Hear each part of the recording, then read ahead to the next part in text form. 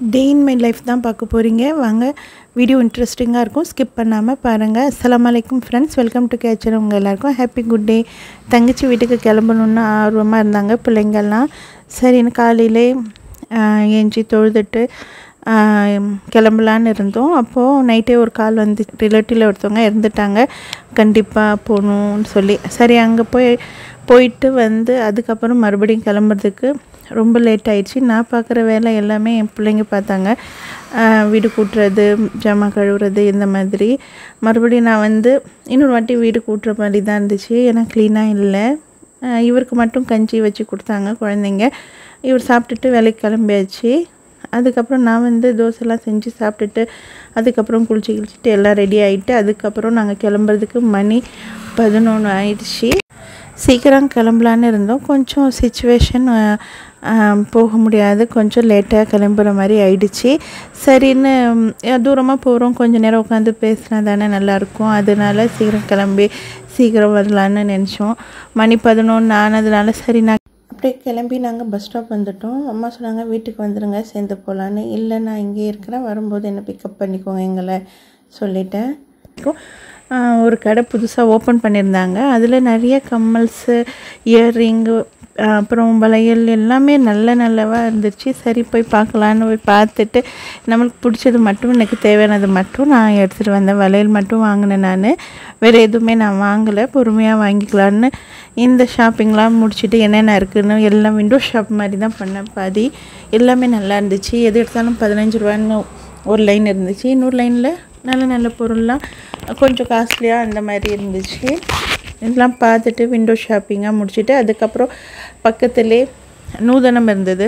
அதுக்கப்புறம் அங்கே போய் ஒரு ஐஸ்கிரீம் உட்காந்து நல்லா ஜில்லுன்னு சாப்பிட்டுட்டு அதுக்கப்புறம் வெயிட் பண்ணிகிட்டு இருந்தோம். அம்மாலாம் வந்துட்டு நாங்கள் கிளம்பி தங்கச்சி வீட்டுக்கு போயிட்டு இருந்தோம்.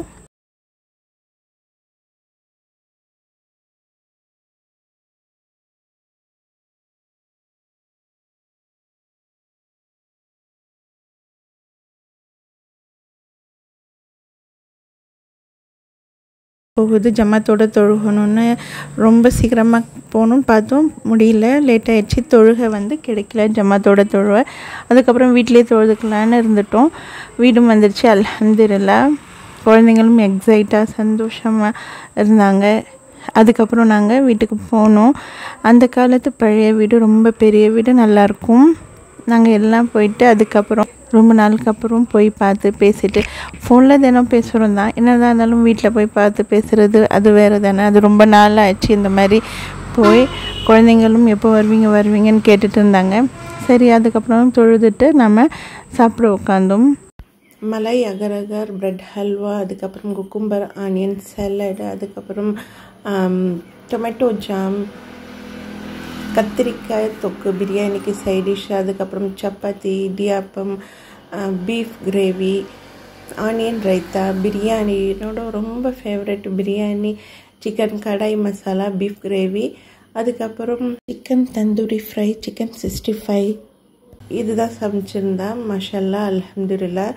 எல்லாருமே சாப்பிட்டு என்ஜாய் பண்ணிவிட்டு கொஞ்சம் நேரம் உட்காந்து பேசிட்டு அப்படியே டைம் ஆயிடுச்சு.